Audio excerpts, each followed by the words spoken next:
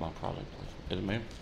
Oh. All right. Welcome to a weird edition of Full Court Press. Mark is out with a back injury, so we wanted to do a football preview, and the temporary co-host John Frisbee wasn't able to be here, so now I have a new permanent co-host in Jamie Lemaster for our football series here. But anyway, so it's going to be a little weird with me leading it, but it is what it is. So what do you think, Coach? What's your thoughts on me having to be the host of this all of a sudden and you becoming the permanent co-host for the football season? I'm here to help. I'm anxious to see. But I think it's going to work out. We're going to figure it out. So how's before we get into the football stuff, you know, obviously what I care about, and I know what you care about, is the basketball. So y'all been doing anything, weightlifting going on yet, or anything like that going on up at GW? Actually, we're starting tomorrow, Monday. Mm-hmm. We're planning to go Monday, Wednesdays, and Fridays in the weight room. Tuesday, Thursdays will be some type of combination of flexes or conditioning. Mm-hmm. Saturdays will be off, and then the Sunday after Labor Day, we'll pick up and start our 7-week annual fall ball league. Yeah, I'm actually going to make an appearance up there this year. That's my plan. I'm doing a little bit, not playing in a full-time fall league, but I'm trying to go all across the. I don't have people that come to me like you do, so I'll just, with you, I'll just tell them to stay home and I'll have you come up. So I think we're going to go. I'm planning on going to East Fairmont once. I'm planning on going to St. Mary's once, and I'm gonna come up to you once, and then Good. I think we might go to Sissonville once or something like that for the one that Greg usually runs. But we're about the same as you. We're going to start on Monday doing flex type stuff. I have probably a lot more than you do of like soccer and volleyball players. But to my basketball only kids or my kids that don't play a fall sport, we're going to get it cranked up on Monday and see what it looks like. But I've been really I was talking to, I think it was you maybe the other day, that I was talking about how impressed I've been with how hard we've worked this summer. Because going into year 3, you never know, right?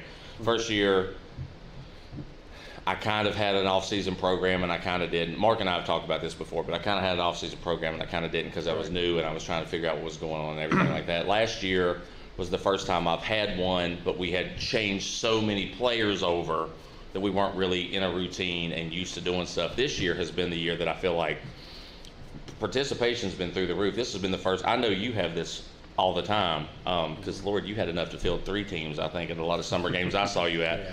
But this is the first time that I've been able to actually have consistent subs and actually probably need to put a second team in stuff next season, as long as we keep going with what we're going. But I've been really happy with my participation. So, back to something you mentioned a minute ago.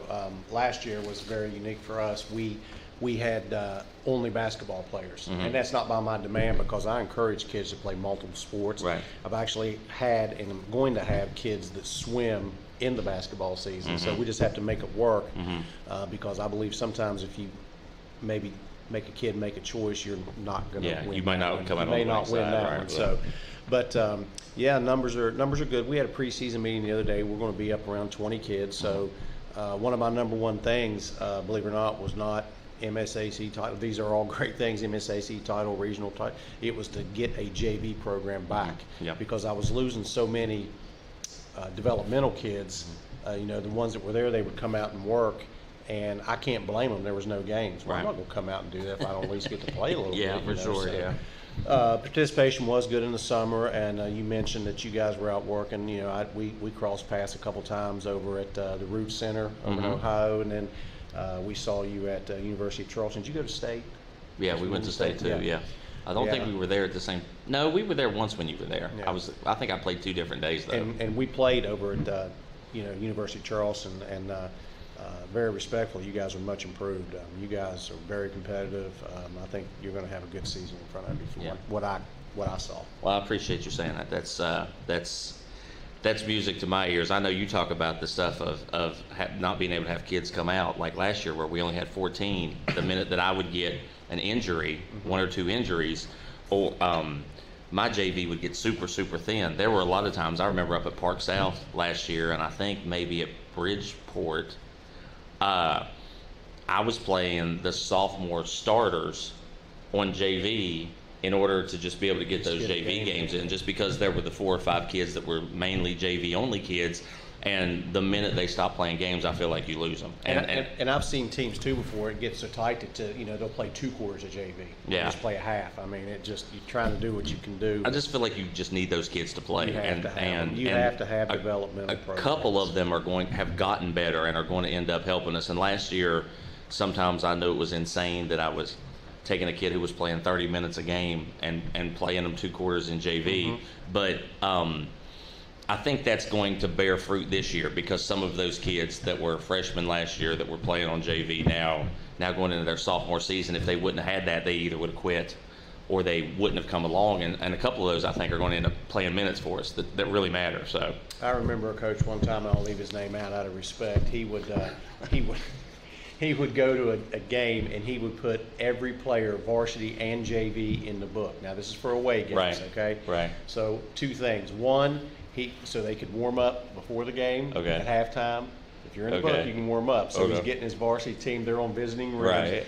And then what he would do is he would take, select some starters, and they would play like the last maybe half of the 4th quarter just to get warmed up on the rims. Yes, sir. True story. That's actually not a bad idea. It's a great idea. I love it. It's a great idea. I kind of actually like because sometimes what the 4th quarter of them JV games ends up looking like anyway. That would be but I feel like the minute you would get one hurt, that would be the stress, man. And they're not out there. They weren't out there pressing. They were out there just trying to get shots up. Yeah. No, that's not a bad idea. Yeah. I actually kind of like that idea. So, no, that's all good. I'm excited about it. I'm excited about basketball season. That's my my passion. I'm still just passionate about it today is when I decided I wanted to do it. I know you are, because we have enough basketball conversations that you've been in it a lot longer than I am. The other thing that I wanted to talk about was AJ middle school cheerleading. I saw your brother over there at the car wash the other day. Always a connection. So what's your thoughts on AJ's chances this year, middle school cheerleading in the county this year? I'm gonna have to do a deep dive into some other numbers. No, I don't have any idea. I know that my niece has been a part of that program, and she really enjoys the cheerleading. And I know they were all out together. Saturday they were doing some fundraising things. And anytime you get all the kids together like that, it's usually a good time. Well, I know I've been doing cheerleading car washes because my mom cursed me when I was 16. I had been into some stuff I probably, shouldn't have been at the point. And she put this curse on me about me having nothing but cheerleaders. And I'm 39 now, and I keep telling her, Mom, like, I've paid the price. Can you take it off? Yeah. Can you take the price off of me at this point? But so I've been to plenty of cheerleading car washes, and my daughter cheers as a 6th grader this year. She's coming up.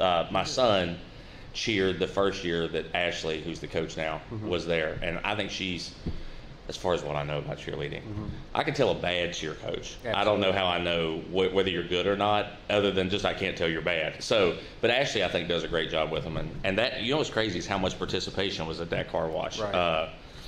It was good. But we'll have Josh put us on there before the county cheer tournament, and we'll do a county middle school cheer tournament preview section. So we have, just like all the others, where we have a county competition where they come in and they get, I guess, judged. And all of Okay. It was at Riverside when AC was in it. I don't know if it's still at Riverside, because I know they've moved a bunch of them around, but it's way better than Little League cheer. Did you ever have to go to a cheer or anything? My daughter, when she was in kindergarten, she was involved with the South Hills youth basketball and football.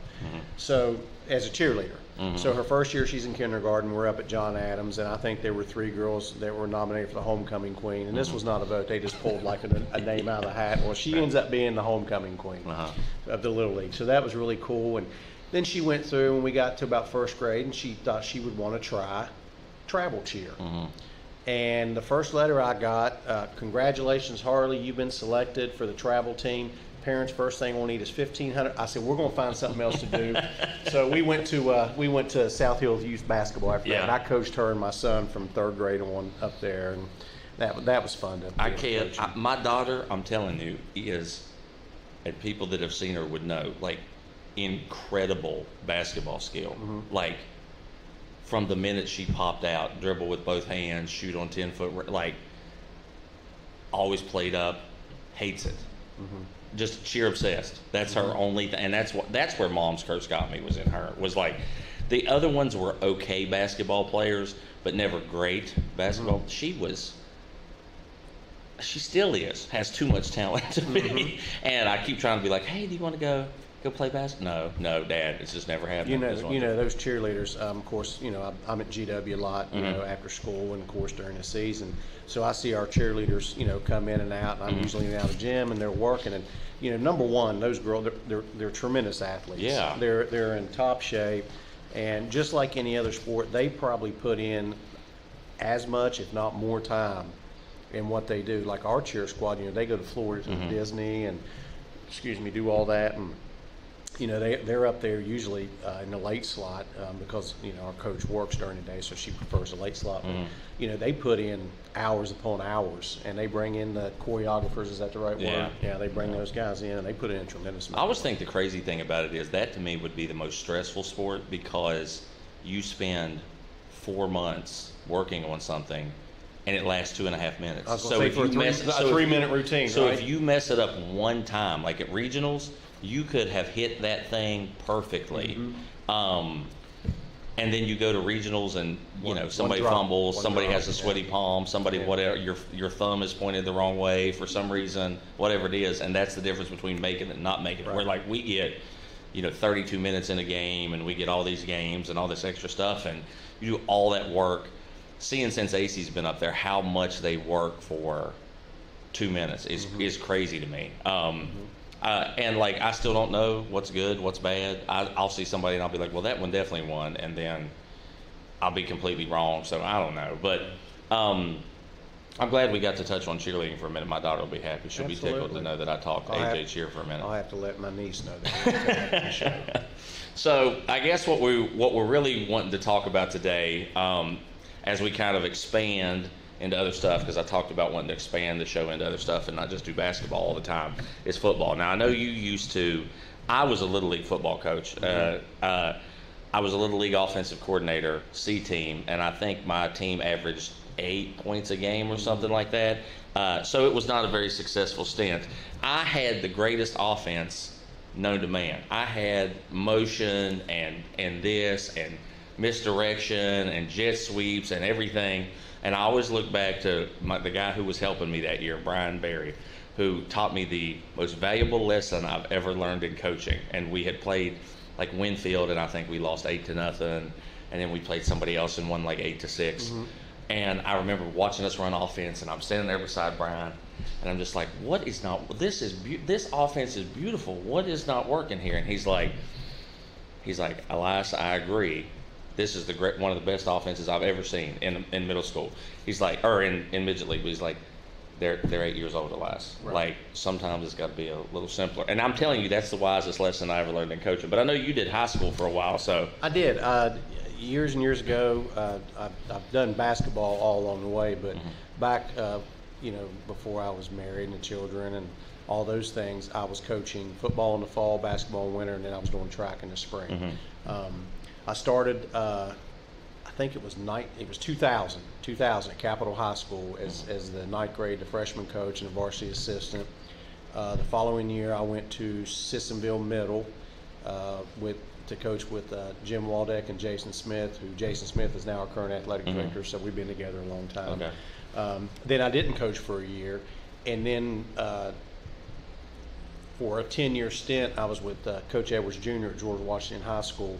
And we, in that 10-year span, we had 2 years we did not make the playoffs, and they were back-to-back. One of them, I think it was 05, 6, 6 and 7, somewhere in there. 1 year we were actually 1-9, and then we were 5-5. But along the way, I had the experience to coach in 2 state championship football games. And my claim to fame is my last year, Ryan Switzer, who went on to play in North Carolina and the Cowboys, was able to coach him. But so many great memories there. I learned a lot about football, but I learned more about coaching, because I think coaching principles as a coach to player apply across sports. Right, agreed. And I think the number one thing I probably learned, and that's something that has stuck with me, and I try to do a much better job of today than I did in my early time, is build relationship, trusting relationship with kids. I think they have to trust you. You have to have great relationships with them, and especially in today's world, that do as I say because I said so. That doesn't work now. Right. So you have to build relationships with them. But yeah, I learned a lot about that. Now this is back in the football when it was 2 weeks of two-a-days, and we would go 9 to 11 in the morning and 5 to 7 in the evening. So this is a commitment all day. We're there an hour and a half before, we're there an hour and a half after, and Saturdays would be off, and then Sundays you're meeting with the staff for 2, 3, 4, 5, 6 hours, probably depending on who you're playing, what you need to do. Mondays with JV games. At that time, we had a freshman team. That was Thursday night. Then varsity football was Friday night. So you were playing 3 times a week. It was a big commitment. Yeah. Yeah. And it was we would just go up there in the morning and actually go to Kroger and get a bunch of hot dogs or hamburgers. We'd cook on the grill for lunch, and then go over and meet a little bit and talk, and then back out there at 5 again. So it was a real. Now I don't think you can do 2 days back to back now. I don't know if anybody does that, do they? Yeah. No, I think now you can go 2 a days, but then you have to take a day and just do 1, then you go back to 2, but there has to be so many hours between. It's and that's a result. You saw a lot of heat exhaustion, heat illness, cardiac arrest, and things.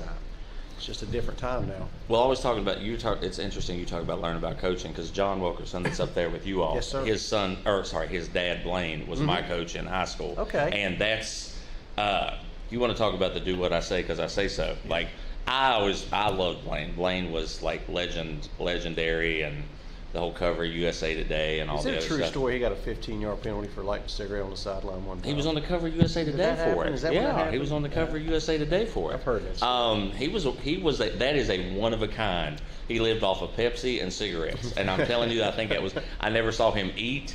I never saw him drink anything else. In the entire time I was around him.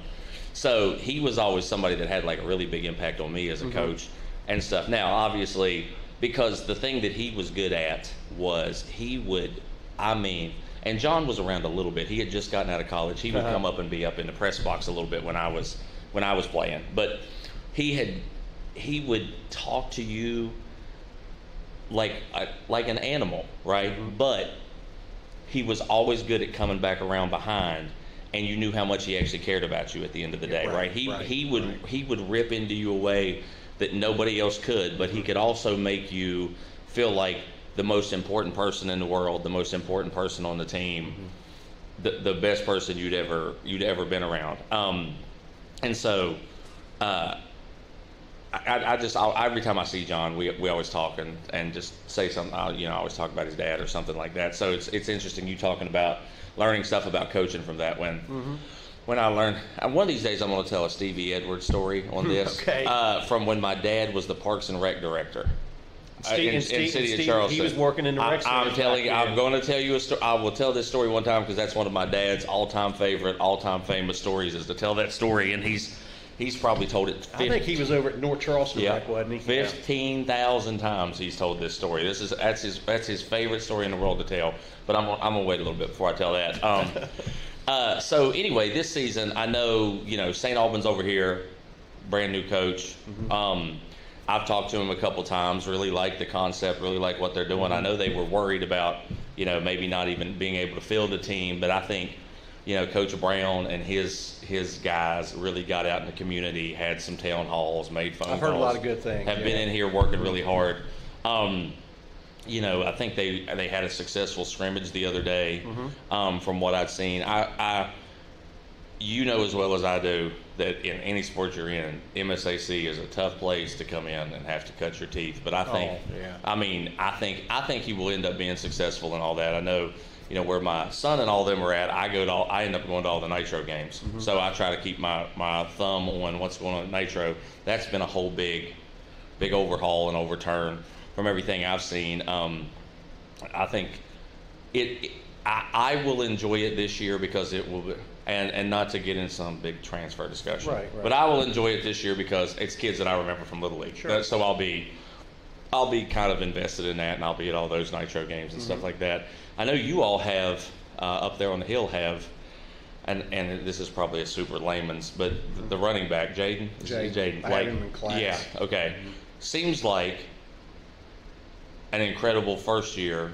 You know, have you heard anything about what he looks like coming into this year, or what he's doing for this season? I actually have him in my weight this class. season. Yeah. Oh, okay. Yeah. I Okay. have him 8th period, so I see him, and you know, first off, he had a great freshman year. The kid comes in, he might have been 14 years old. I think his first game he carried the ball 35 times. I mean, the guy takes a beat and keeps on ticking. But his ability to break first level to second level and then extend is something special.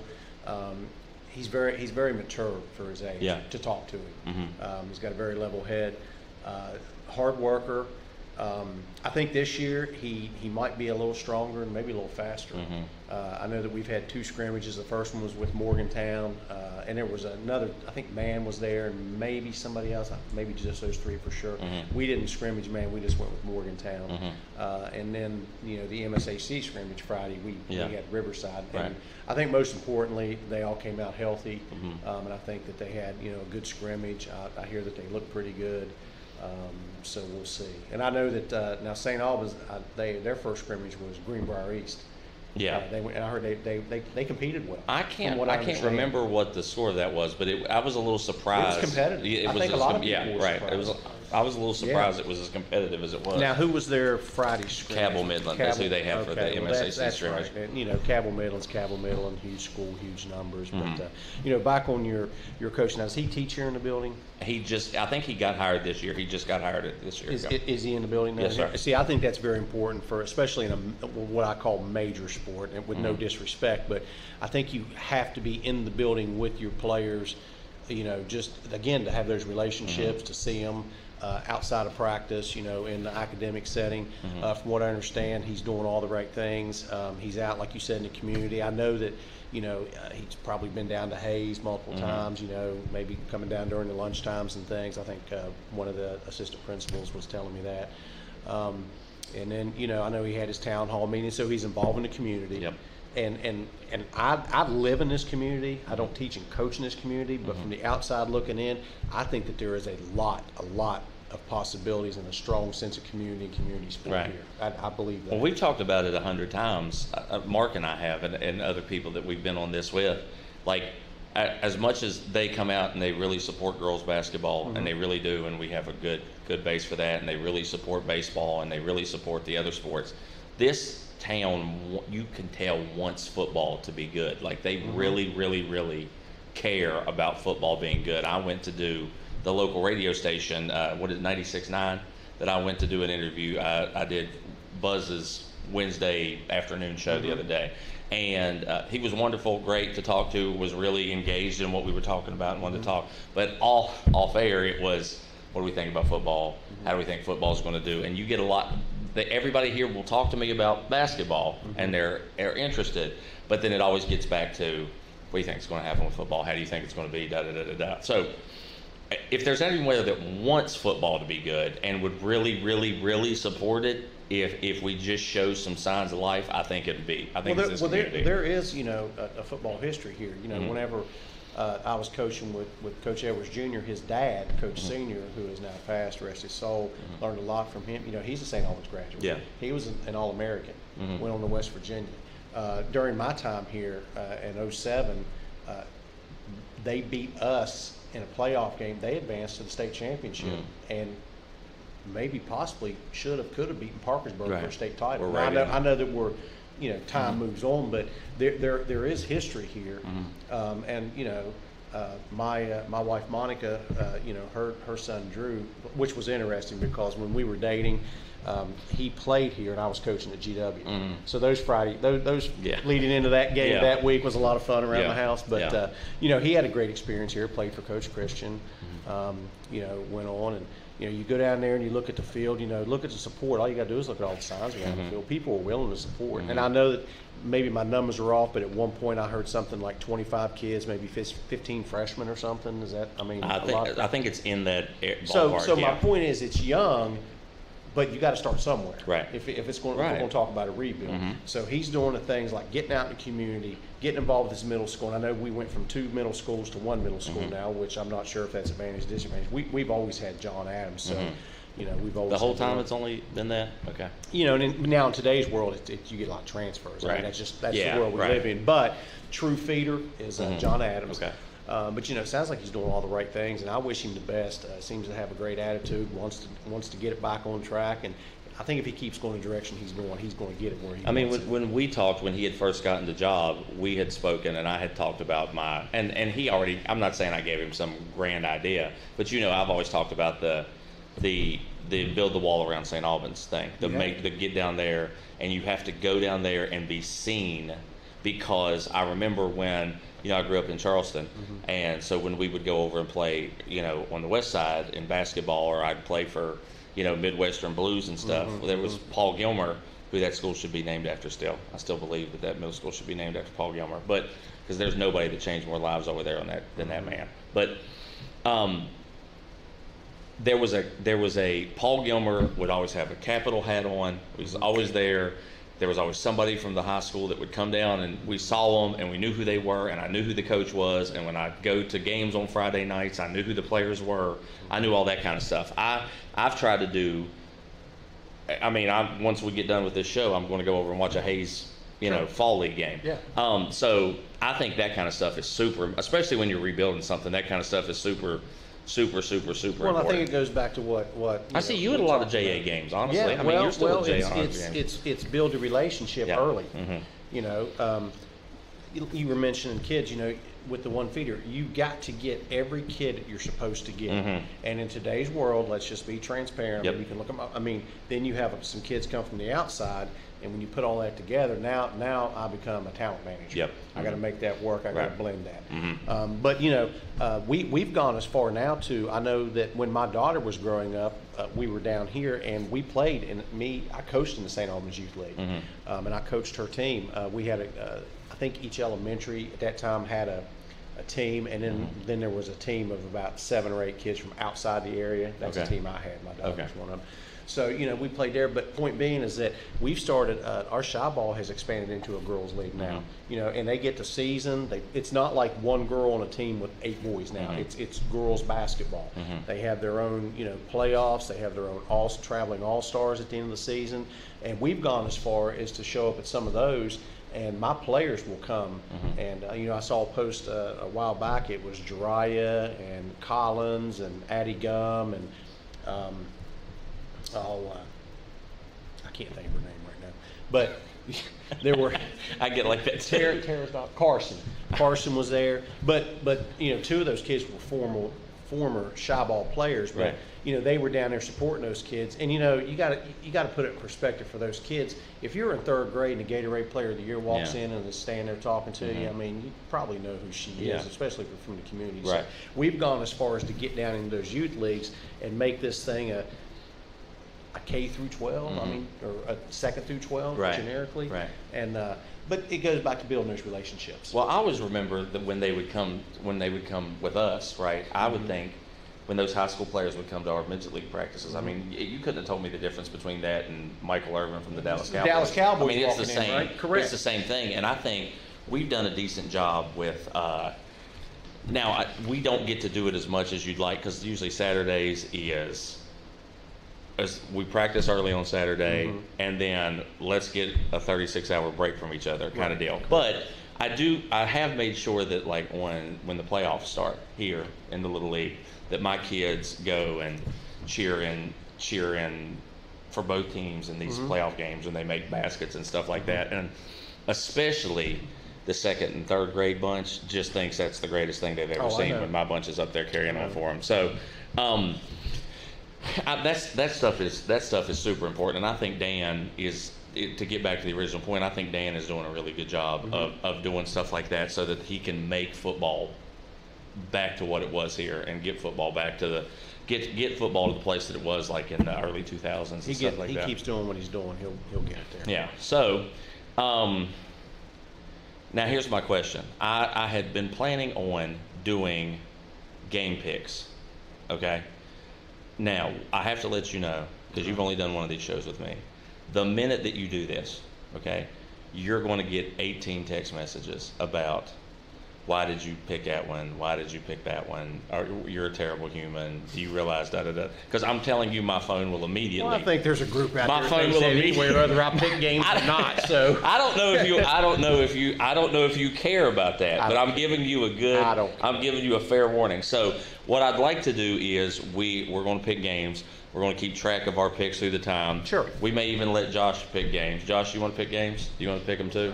Okay. we'll just all be terrible humans. We could all be terrible. That? They won't text Josh that stuff like they do me. Josh does too much in the community to get them texts that I get. And I'll be honest. I mean, and I'm sure some of these teams I may be a little familiar with. Some I may not be. I might just be going off tradition or history or. Now there may be. You have the right to abstain. That's what I want to say. Well, you have the right in these picks to abstain because next week when St. Albans and Nitro play, I may have to abstain from that one. I may have to because of my son being over there and me being over here. There may be an abstain from that. We just need to bring in more guests so we can let them get hammered. I don't care to do that. That's fine. We can do whatever. I'm just saying for mine, but an abstain counts as a loss. We're going to make sure abstain counts as a loss on your record. We're keeping the whole track. We're going the whole year. This is like the we're NFL doing like Steve Berman show, and like the whole deal. Home Depot brought to you by college football. Me versus you during the season, Lord. and we'll figure out mid-season what we want what the winner to get. Unless somebody comes up with an idea before, unless an angry texter wants to give me an idea of what we get before that. Okay. I'm sure we'll get a lot of suggestions. Are you good with that? Yeah, let's do it. All right. So first one I've got on here is the game that's opening up the season is Nitro at St. Albans this Thursday. As I had said earlier, they played? I thought they played. Nitro at South Charleston. I'm sorry, Nitro at South Charleston. Mm-hmm. Nitro's playing at South Charleston to open up the season. So on Thursday. Is that a point for me? Why? I'll give you half a point. Okay. I'll give you a half a point. So, Nitro, like I said, replacing a bunch of people. South Charleston, Donnie's second year. New coach at Nitro. New coach at Nitro. He's been on the staff. Beckner. Yeah, but it's different from going from maybe a position or a coordinator to a head coach. I mean, it's a big deal, and I love Beckner. Beckner's always been super nice to me. He's a great guy. He's another one that's like teaches in the school, has always lived there, has always been there. That guy, if he gets his time and he stays in it, he will end up eventually being successful, in my opinion, because I think he does. I think he cares and he does a good job. South Charleston, I think, is Lazo still hurt? Is Lazo's son still hurt? Didn't he have knee surgery? Yeah, I'm pretty sure he was out for the season when I had talked to him. Shout out to Lazo, the best ref in the game. But I know his son had a really good freshman year last year, and I think hurt his knee, ACL. Tremendous athlete and very unfortunate. ACL or something like that. So wishing him the best. But I guess, so how do we want to do this? Pick, and then I'll say what I think about the game, or what do you want to do? You want me to pick and tell you why I pick it? Yeah, you pick and tell you why, then I'll pick. So you got Nitro and St. Albans. Where's the game? South Charleston. At South Charleston. Nitro, South Charleston. So you got your half point back. It's at South Charleston. I'm just going to be transparent. I think, with no disrespect, a new head coach. I think they suffered some losses. South Charleston also has a new head coach, but he's been in a head coaching position. Mm-hmm. In fact, whenever I was coaching, he was the coordinator when we lost to him in 2008 in the state championship game at Wheeling. So I know what he's capable of, what he can do. I think that they picked up some players, so I think I'm gonna have to go South Charleston in that one. I think with everything you said, I would agree with. I hope Beckner does well. I hope it goes good. I'll obviously be at the game. I'm rooting for a competitive game, but it's competitive. I think South Charleston just came off a pretty impressive. I mean, who knows exactly what you're looking at in them MSAC scrimmages, who's playing, who's not, but I know they came off of a really impressive game against Huntington on Friday. I heard good things about South Charleston. Now I understand it's a scrimmage game. I wasn't there, so I can't speak on how long the starters played or the make and breakdown, but I heard that South Charleston had some success down there. So I'm gonna shout out to Aiden Preston at Nitro, who's going to be my favorite player this year. Been there the whole time, stayed through it. Doug works hard. Big buddies with his dad. Shout out to Aiden, but I'm picking South Charleston for sure in that game. So second game on there, because I'm going to try to pick some MSAC teams. Now, are we writing this down? Yes, we're writing it down. Or we're both on South Charleston. Josh has got it down. Josh, do you want to make a pick? Or no? Josh picks South Charleston. Are you going to keep track of our picks? Okay. All right. So next game on the slate is going to be Riverside at Nicholas County. Now, I would love to sit here and give you a big, in-depth Yeah, me too. breakdown of this, but I'm not necessarily going to be able to, other than I know Riverside lost the running back, but I think the quarterback is still there. And when I watched them play last year twice, the quarterback was pretty impressive to me. And I believe a guy you probably familiar with, Cortez Lacey's son, I think is still at Riverside, correct? As a sophomore? I believe he is. I actually got a chance. I coached Cortez back my first year. Yeah, okay. Cortez had probably the most impressive legs I had ever seen on He was a strong young man. At Nicholas County, we'll go to Josh for that. Josh, I'm sure, knows all the Nicholas County football stuff. No, I'm getting a no in my earpiece. So if you want to give any thoughts on that before you make your pick. So here's what I know. Riverside just picked up a new head coach this year, former player there. Mm-hmm. He was a great player. Coached against him as well. I'll tell you some things I do know. With the transfer world that we live in, GW did absorb some Riverside players. Okay. Like their quarterback from last year. He's at GW? Oh, okay. And a middle linebacker. I didn't know that. Okay. He's quarterback, middle linebacker. He's probably, I don't know if Is he playing quarterback for GW? I think he's playing some, but he's really playing that Mike at Okay. middle spot, and Okay. he's pretty physical. Okay. He's put together well. Had a great year last year at Riverside. Him, his brother, and his youngest brother are now at GW, and there might have been one or two other guys that came down. Nicholas County, I'll be transparent, I don't know a lot about. I know that they've had some good years in the past, but with those two, George Washington did scrimmage Riverside this previous Friday. I think it was 42-3, 41-3, something like that. But I don't think that the first team played. I think the bulk of the staffs were taken from the depth kids. Yeah. But based on that, I'm gonna go MSAC on this one. I'm gonna take Riverside. I think I'm going to, obviously you know more about the Riverside situation than I do after that breakdown you just gave there, and I say when in doubt, MSAC. I'm going Riverside on that one. What are you picking, Josh? Where we playing? At Nicholas County. Nicholas County's a tough place to play. So what do you think? Are you in Nicholas That big County? grizzly bear on the scoreboard's intimidating too. Have you ever seen that thing up on the scoreboard? What's your pick, Josh? I'm going to go Nicholas County. Josh is going Nicholas County, so we got our first. We're MSAC Hawks. MSAC honk till the day the casket drops at this point. All right, so next game on the schedule is Capital at Riverside. Capital at Princeton. I need to get to I'm not having Mark here. Mark would have all this and the notes and the whole deal, and he'd be able to set it up way better than I can. You want to give your thoughts first? So it's Capital at Princeton. Capital at Princeton. coming off a state championship year last year. They were. Yep. Weren't they? Yeah. Yep. I mean, I watched that Nitro in game a with crazy Nitro. game. Yeah, Yep. that was a crazy game. I think Princeton is predicted to have another successful year again this year. I don't know if we're going to be on the level we were last year, but I think we're close to that level. And the game is at Princeton. Yep. I've been there. It's hard to play there. That's a unique stadium too. Have you ever been there? No, I don't think so. So it's a beautiful stadium. It's two-sided, but there's no track, so the bleachers come right down to the side. It's a different feel. Okay. You know what I mean? Yeah. Capital, another first-year head coach. He played there. I think that they have had some defections, including they lost a heck of a running back. The best player. Yeah. Again, I think Princeton's predicted to do some good things. I've heard talks, they're one of 3 teams, maybe 4 teams that could have a real say in this. So I'm going to have to go against the MSAC in this one and take Princeton. So the only thing I'll say to back this entire thing up is I was at that state title game, obviously going all of the Nitro games last year. That Princeton crowd at Laidley was wild. They pack it down there I too. can't imagine what that place is like to play when you're actually in Princeton. They're right on top of to you. be that far away, and you're saying they're right on top of you, but the way they showed up and as lathered up and wound up as they were, I'm sure that's going to be wild. Coach Rush, I'm going to do another shout out here to WVSPN and CT Minima. He's doing a lot of stuff with the MSAC now and trying to get into that media side of it. I saw an interview with Coach Rush and him. I really liked what he said. I really liked the energy and the enthusiasm that he had. And obviously we talk about all the time what Capital could be, should be, could possibly be. but not in this one. Princeton to me, like especially that crowd as lathered up as that they could get. I'm gonna go Princeton. Josh is at Princeton. Okay. Next one is probably. Well, no, I'm going to skip that one. I'm going to leave that one as the marquee game on here. All right, so we've got St. Albans at Shady Springs. Got any thoughts, or you want me to set it up?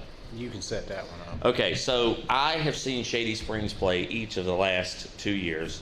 They've played Nitro each of the last 2 years. They were in the first round of the playoffs, and I think they got dusted pretty good by that really, really good Nitro group 2 years ago. Last year, I think it was much more of a competitive game. I think they were around a 4-5 team. For some reason, I think they didn't play all 10 games at Shady or something, and they were 4-5 or 5-4 or something like that.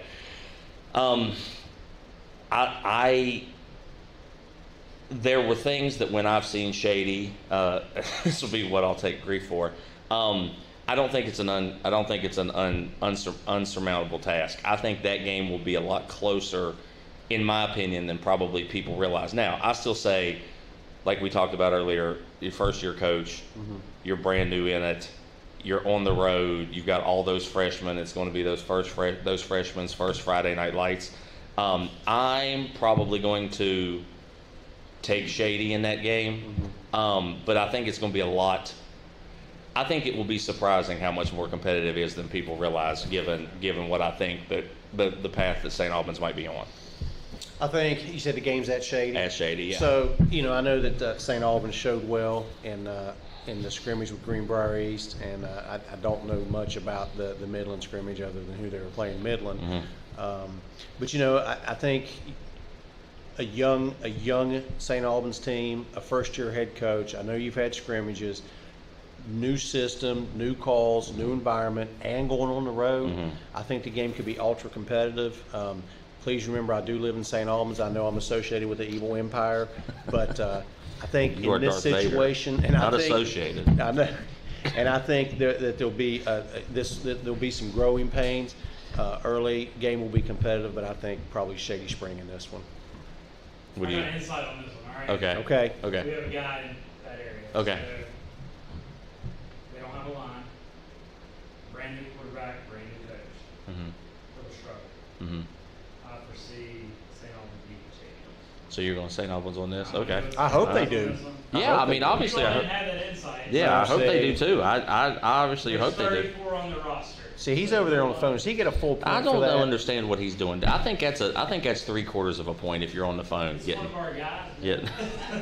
That's the play-by-play. Okay. All right. Well, okay. He sent me this a few weeks ago. I'll allow it. Okay. I think it'll be interesting to see. I'm anxious to see how St. Albans, comes out. I think it'll be really interesting to see. All right, now to your place and the place where Coach Bo coaches as well. It's George Washington at Spring Valley this week. Now, I asked for some Spring Valley insight from Bo. He did the same thing he told me last year when he told me how awful they were and they might win 3 games and then suddenly they're in the semifinals and really game in the semifinals to almost make it to the champ.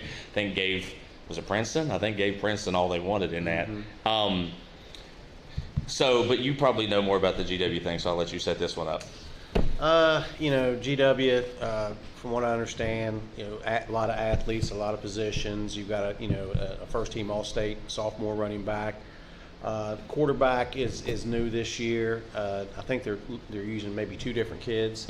I think the line is being able to, from the scrimmages, is able to move some people. Coach Edwards is 30-plus years there. I know almost everyone on his staff. I've coached there, so I know how he does things. I know his preparation is really on point. Spring Valley, you're going down to Spring Valley, and all my times of football and basketball, it's just a tough place to play.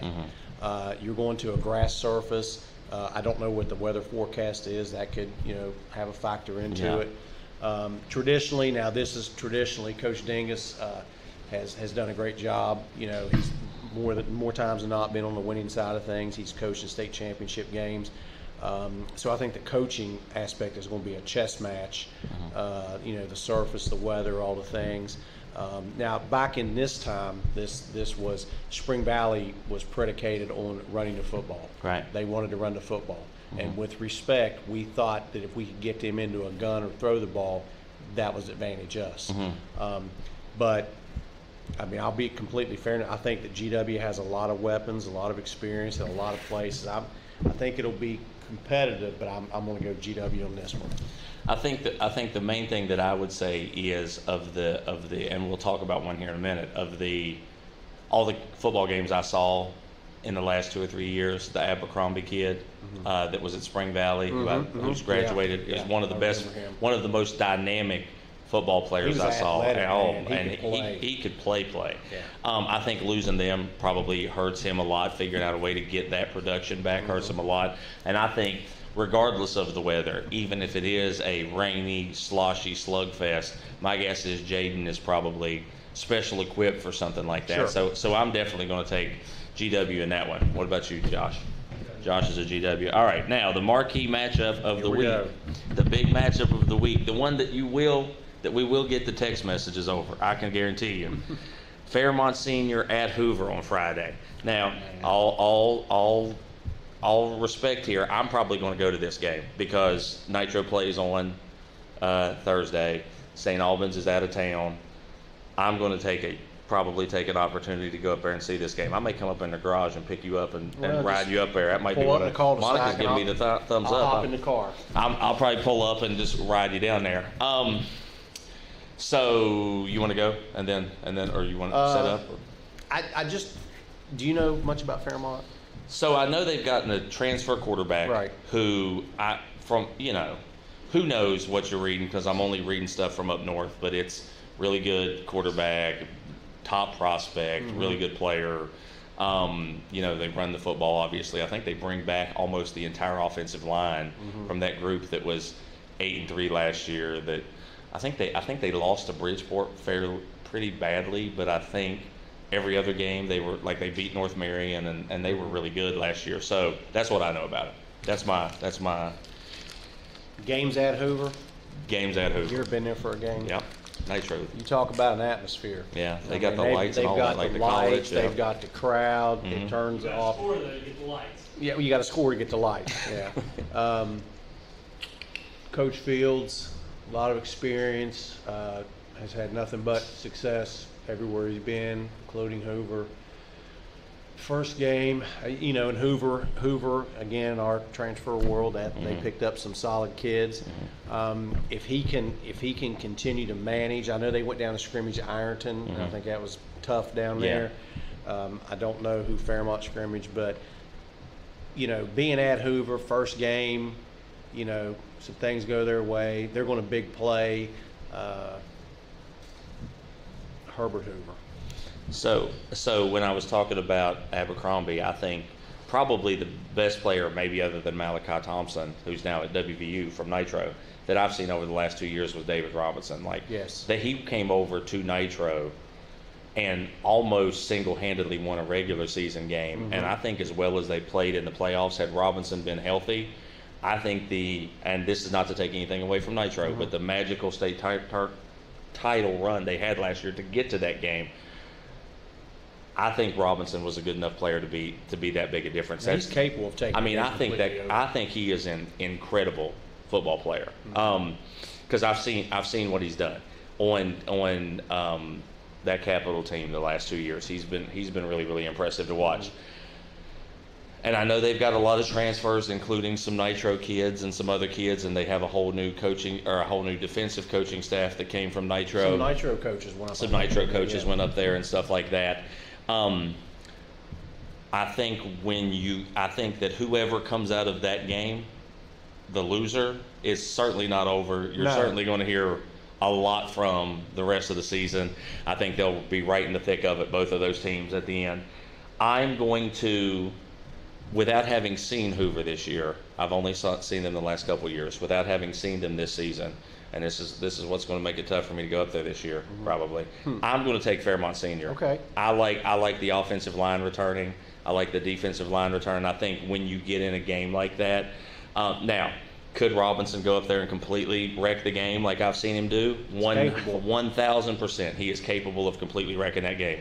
But I'm going to take Fairmont Senior because when I saw the stuff about the offensive line and linemen and stuff that had returned, that meant a lot to me from a team that's been super competitive for a long time with that. So, if you don't have that, run, pass, and I know Wildcat, it and I doesn't know matter. Mighty was an incredible lineman for Hoover, who they don't have anymore. Mm-hmm. I don't really know any. I know that maybe a Capital offensive lineman and Well, stuff's over there. and But our athletic director, Jason Smith, is formerly the offensive line coach there. Right. So they've had to put someone new in that position because he's now the athletic director of George Washington. Smitty's not coaching the line anymore? He's not coaching Okay. the line at Hoover anymore.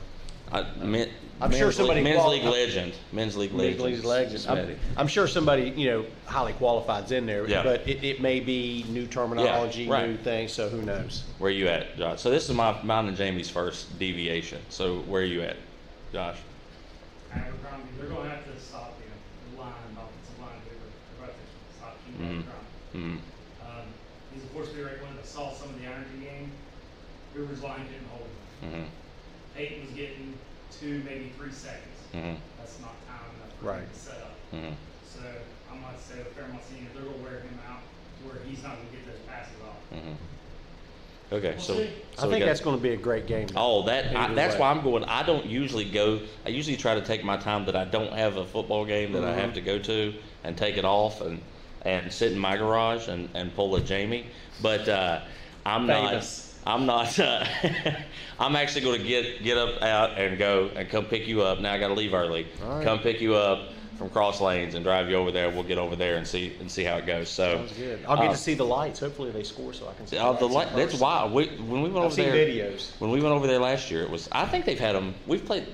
They had the new field when we played 2 years ago, so I'm pretty I sure. heard that show in that football stadium is second only to one Elias Gregory and the St. Albans girls basketball program floor show that goes on in pregame.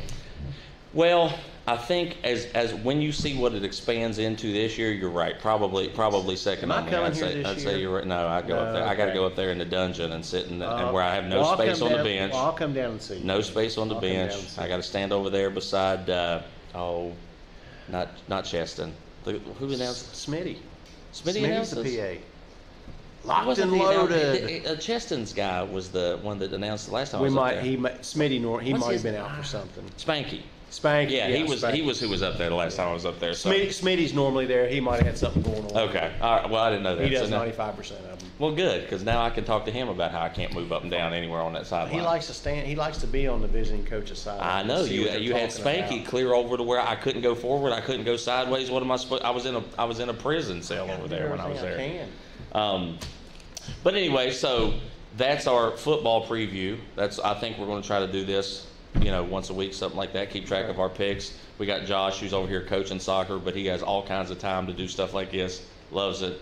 Has no time for anything else other than Middle that. school boys soccer picks next week. Middle school Yeah. boys soccer picks. When does that season start? We start the second. Yeah, that's coming next week. We're gonna pick middle school The cheer. show is growing.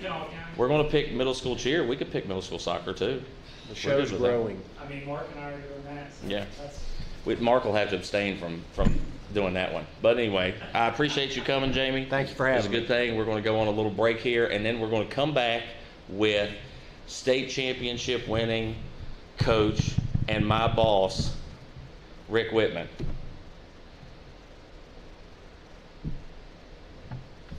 Your nursing future starts at Bridge Valley. Become an LPN in 12 months or an RN in 16. With hands-on training in state-of-the-art facilities like our immersion classroom, your nursing career starts at Bridge Valley. You bring the heart, we'll teach the rest.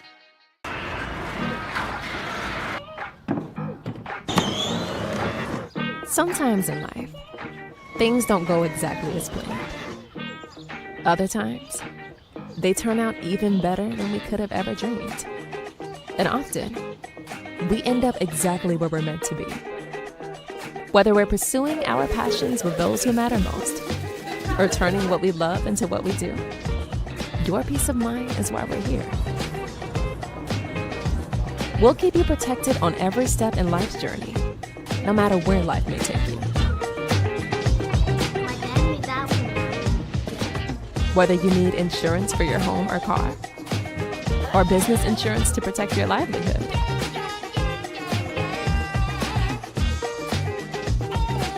At Encova Insurance, we protect what matters most.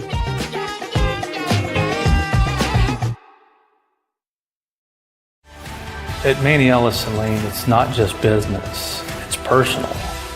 We care deeply about what we do. We're fully immersed in the gravity of the client's circumstance. We understand what's at stake for them. I know that you've heard the name Shuckers. Shuckers has been at 70 Old Main Street, St. Albans for more than a decade. Really, serving up such great food like Shucker shrooms, jerk shrimp, juicy steaks, seafood, wings, stuffed shells, scallops, thin crust pizzas. There's something here for every taste bud in your house. Come hang out in the cozy bar area or bring your crew in and stretch out in the dining room for a memorable evening. Shuckers is more than seafood, it's your food. Open Tuesday through Saturday. We'll see you at Shuckers. Need equipment for your next job? Don't settle for the traditional rental experience. The rental experience with Equipment Share is a great experience. We rent everything from dozers to skid loaders, mini excavators, even smaller hand tools. They've always got what we need. They're timely. The billing is quick and accurate. The guys are able to set it up. They do it through their phone. Renting with Equipment Share is not like any other company out there. It's 1,000 times better.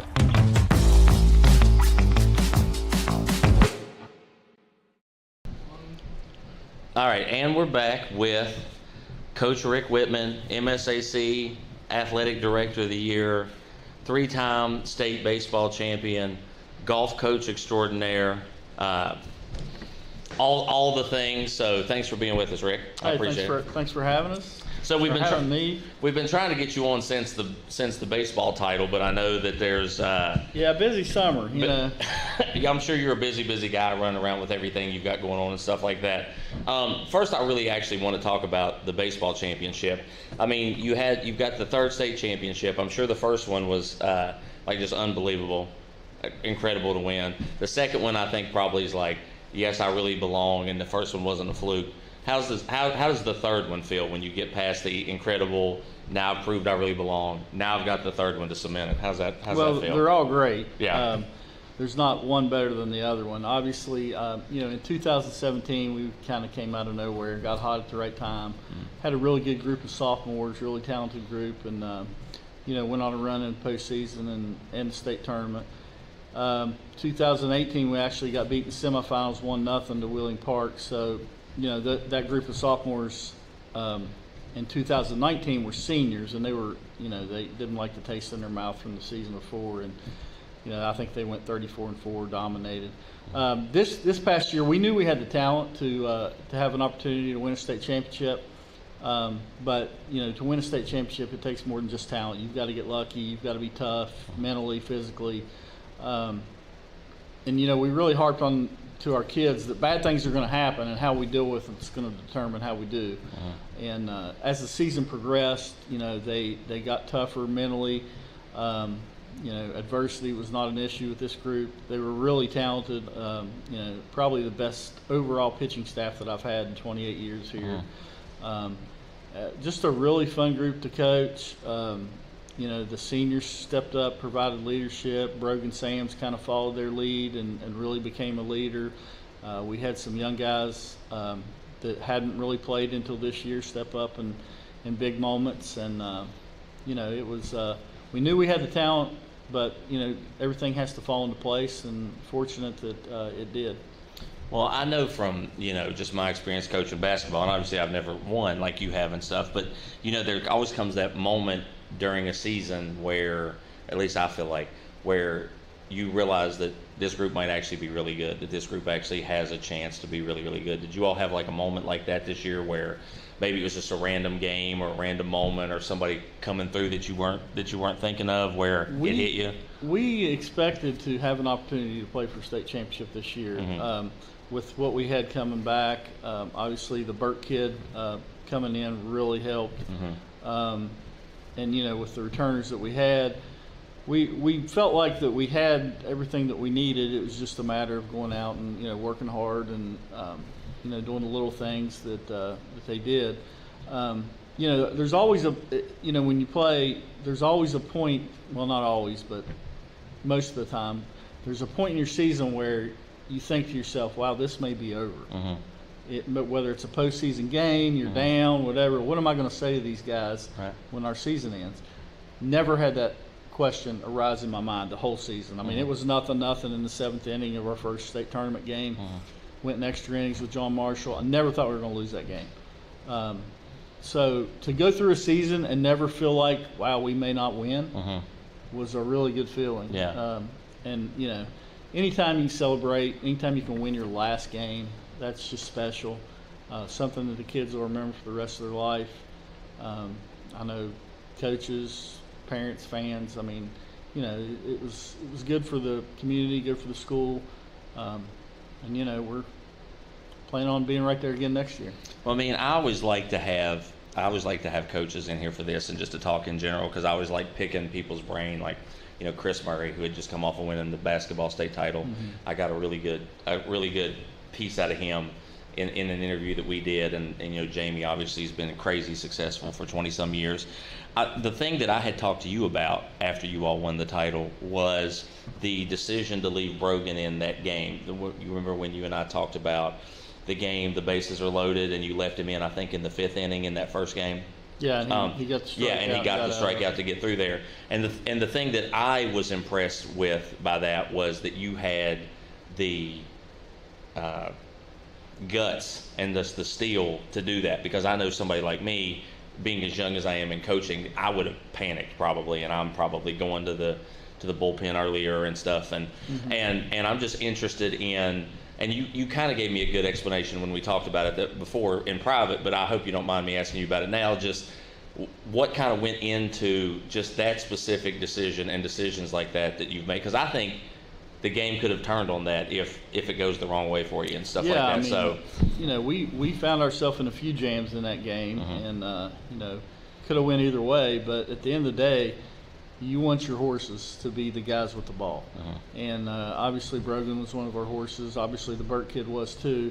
You know, Brogan's competitiveness and will to win is top notch. So, you know, you want a guy like that with the ball in their hand. And, you know, I may have went with him a little bit too long. I know in the he did get out of that jam in the 6th. I believe in the 7th, he kind of ran out of gas.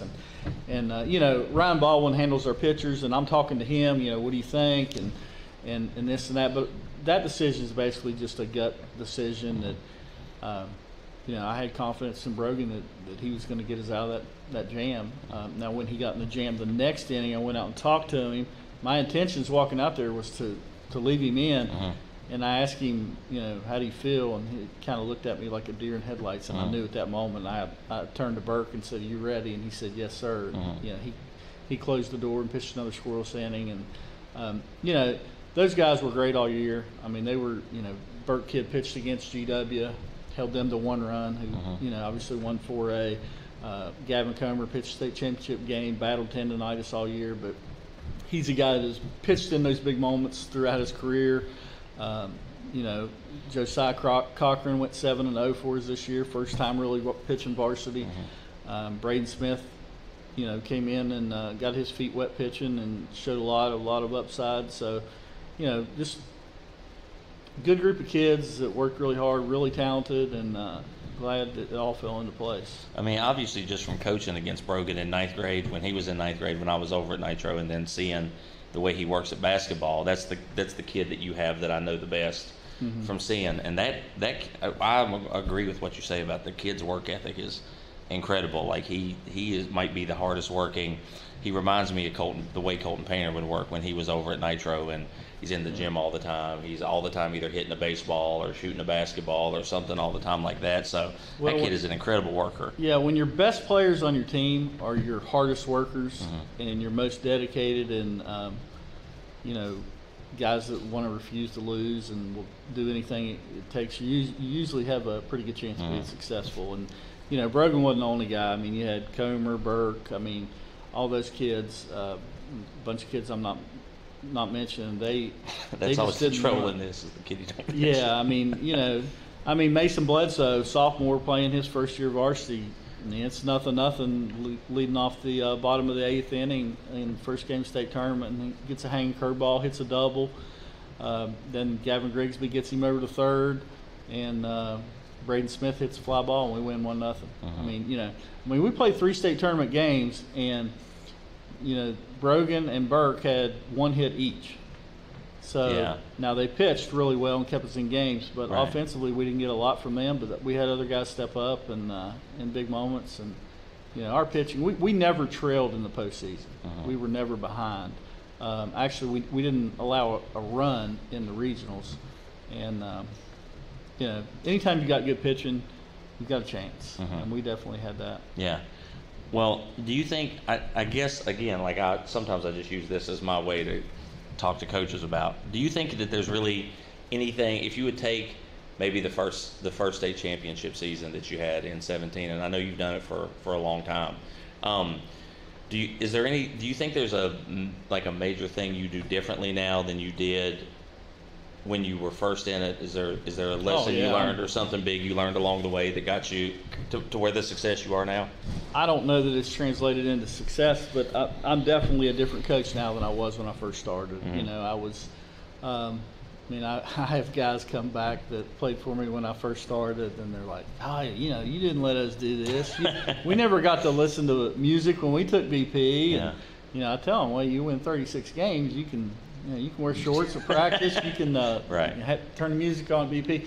But obviously experience, time, dealing with kids. Kids change. I mean, the kids today are different than the kids that when I first started coaching in the late 90s, mid 90s. So you've got to adapt to the kids and the changes that they've made. And I feel like we've done that. The one thing I can contribute to our success over the years is I've always had good assistant coaches, really good assistant coaches. I'm not talking about guys that I had to go find just to fill positions. I've always had really good assistant coaches, and I've let them coach. And for the most part, the majority of my coaches throughout the 28, 29 years I've been here have been educators, have been teachers. We'll have 4 or 5 coaches this year, and 4 of the 5 will be teachers.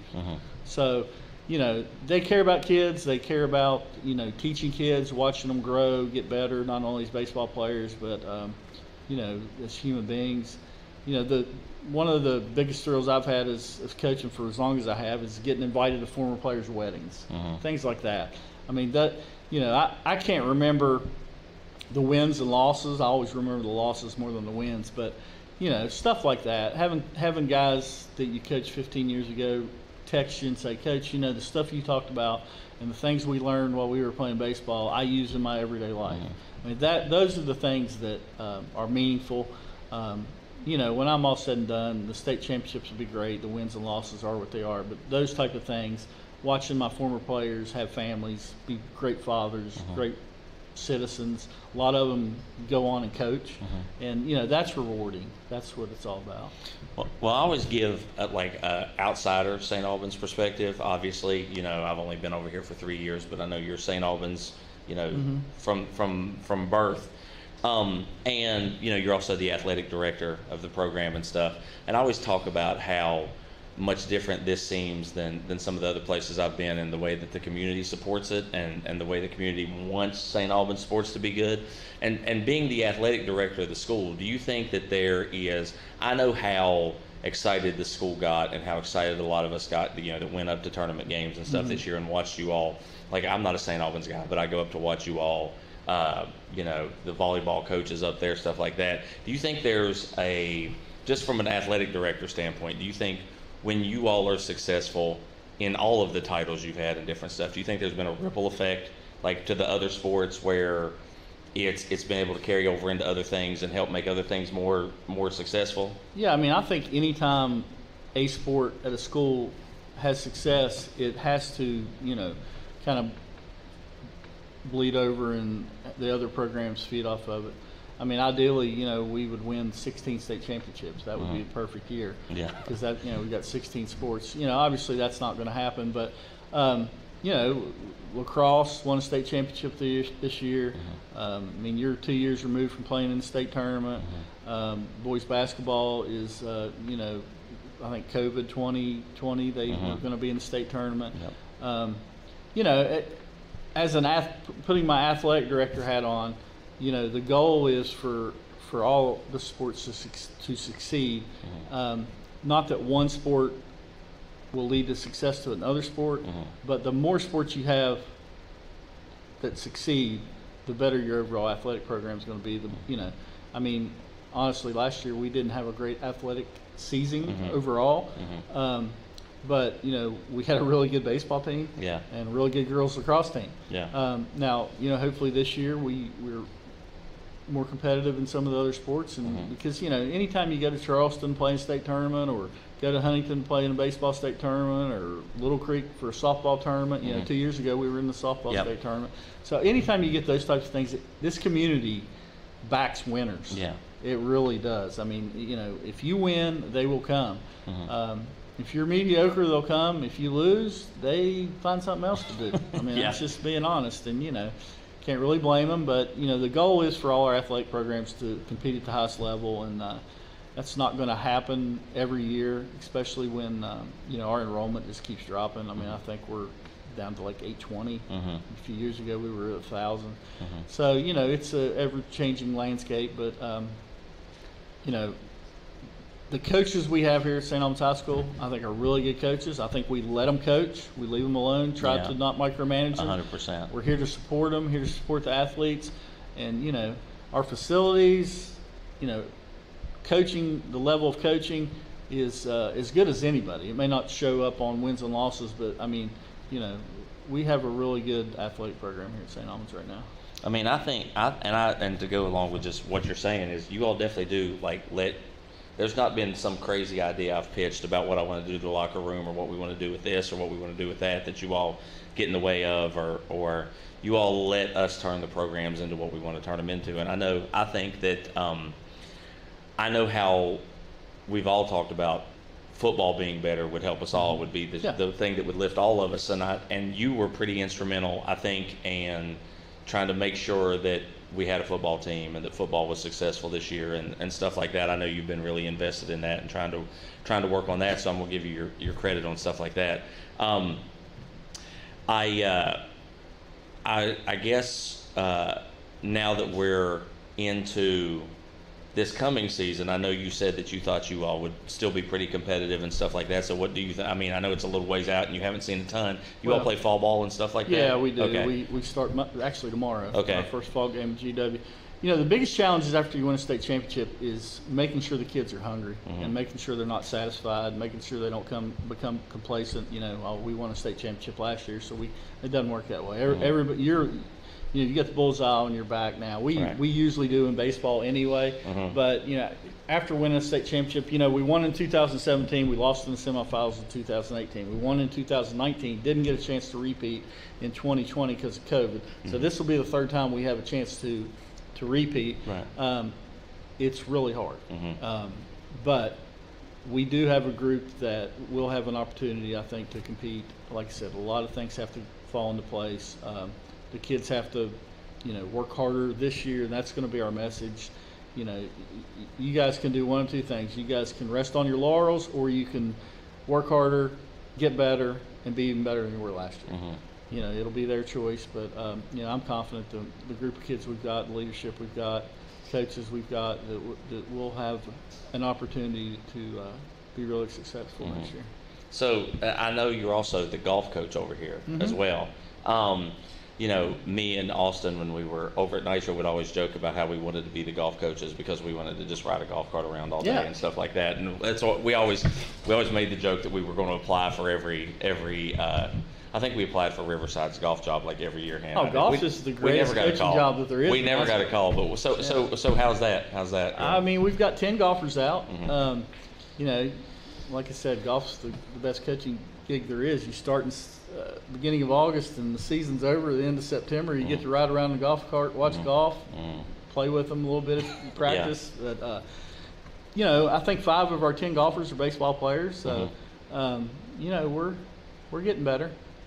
Well, I wouldn't even know how you would coach it, because I'm a terrible golfer now. But I just want I was a decent golfer before I had kids, and then I quit playing all the time. And now I just play on simulators up at Little Creek. Is basically all I do. You know, one year I coached swim, or I helped coach swim, and you know, I knew nothing about swimming. Obviously, don't drown. But I told all the kids, I said, "Do you want to swim faster?" And they're like, "Yeah, coach, I want to swim." Well, kick harder. Yeah. Kick harder. I mean, you know, so golf's kind of like that. You just got to play. I mean, practice. It's a really hard game, but. Was last year when you ended up coaching like a regional soccer game or something? I did. Our coach got thrown out. We That's didn't what have it was. another You coach. had to be the regional. And we won in overtime on penalty kicks. So I'm 1-0 as a soccer coach. As a regional soccer coach. That's right. Yeah, I remember hearing about that and talking about that. So, I guess, you know, like kind of last question here, at least on this baseball thing for me and the championship and stuff like that. Just as, you know, obviously you've won 3. I think your legacy as a baseball coach is as cemented as it could get. And I know you work here. You're the athletic director.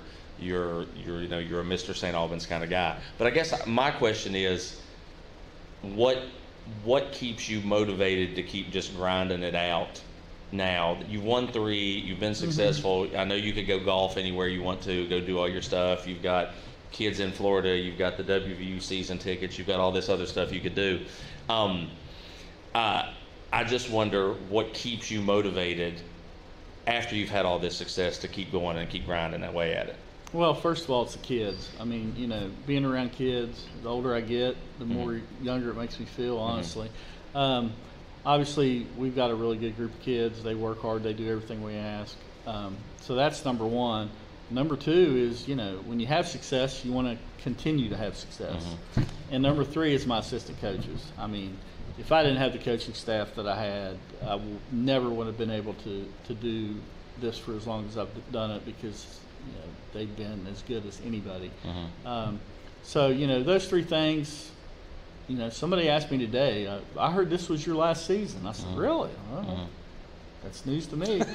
But anyway, you know, obviously I have more days behind me than I do ahead of me. But I've always told myself, when I don't enjoy going to practice and the grind of the games, because high school baseball is like no other sport. I mean, you play 32, it's every day, play isn't it? 32 games in 2.5 months. I mean, it's 5-6 days a week of games, you know, leaving right after school or leaving early from school, getting back at 10, 11. When I don't enjoy that, then it's time for somebody else to take over. And I've got really good assistants. If I quit right now after this interview, our program would be in great hands. That's how good our assistant coaches are. And, you know, the day of me stepping aside is coming. Sooner than later. I don't see that. But I mean, you're still grinding it out pretty hard. I'm not to the point where I've really questioned. I mean, I'm going to be honest. I did tell some people secretively that if we won the state championship this year, it might be my last. And then after we won the state championship, when you win a state championship, the summer is so crazy because there's so many things you have to. It's like a job within a job when you win a state. I mean, you've got to order rings. Well, the school can't pay for rings, so you've got to raise money. Then you've got to plan a banquet. You know, and I've got a great boosters club. That's somebody I should mention. They do a phenomenal job. I coach baseball. I don't worry about raising money, and I've had great parents. I mean, this has been a great community to coach baseball, and I've always said that it's a baseball community because of the Little League system and everything. You know, I did have an opportunity to take the Nitro job before I took this job, and I'll never forget. I told Paul McClanahan, I said, nothing against Nitro, but St. Albans is more of a baseball community than Nitro, and I think I'll win more games and be more successful at St. Albans than I will Nitro. And obviously Nitro's had a great amount of success in baseball under Coach Pritchard and people like that. But, you know, had some thoughts maybe that I've never had before about, you know, what am I going to do when I retire? But I'm not to the point where I'm done yet. Some people will be upset probably to hear that. They're gonna have to put up with me for a little bit longer. You can only play so much golf. That's what I always say. Like, what honestly, else would you do? You know, honestly, I don't even play anymore. I just go around and watch my youngest son play. I go. I'm there. I'm on a golf course. You don't play? I'm at a golf course every day. I'm either at golf practice or I'm with my youngest son. And I mean, once he started beating me, and I mean, like not even being able to come close to beating me, I was like, maybe I should just ride. Yeah. So that's Yeah. what I've been doing. But thanks for having me. This is a great show, great opportunity. I appreciate the opportunity to come talk about, athletics and the baseball team and the success that we've had. And we're still looking to raise money. I sat down the other night. It's about $18,000 to $20,000 that we'll spend on winning a state championship. Mm-hmm. That, and the community's been great. I mean, I think we raised close to $12,000 the first 2 weeks after we won the state championship, just on donations and people reaching out, and so they've been great. It's we'll have a banquet in November. The kids will get the rings. We'll do that here in the school. We'll have catered. It'll be nice, and looking forward to that. That's always kind of been the. Do the college kids get to make it back for that? Yeah. Okay. Yeah, we do it like right before Thanksgiving. Okay. That's always kind of all right. Let's shut the door. Get ready for the next year. State championship was great, but after the banquet, everybody gets the rings. It's kind of like, all right. And now you don't talk about it anymore, kind of deal. Well, yeah. Well, I'm sure there are bigger problems to have than having to raise the money for. No, that's a good problem. Yeah, I would like. I That's love a problem that hopefully one day I get to have. And I always say I'm one and I'm out, but Yeah. I don't know. I don't think there's such a thing as. I don't either. I don't think there's such a thing as that. Well, hopefully. I appreciate you coming up here and giving us some time. And thanks for having me. This is my first interview with me being the interviewer, not Mark. So hopefully I didn't completely blast that whole thing out. But I appreciate you coming up here, and hopefully we come back for the football thing next time, and maybe we can have Rick make some picks at some point when we do our little with me and Jamie do our football show here. Let's have him. I did disagree with a few of y'all's picks. All right, well, this has been the Week 1 football preview / baseball state title / greatest athletic director because he's my boss interview. And this has been Full Court Press for Week 1 football.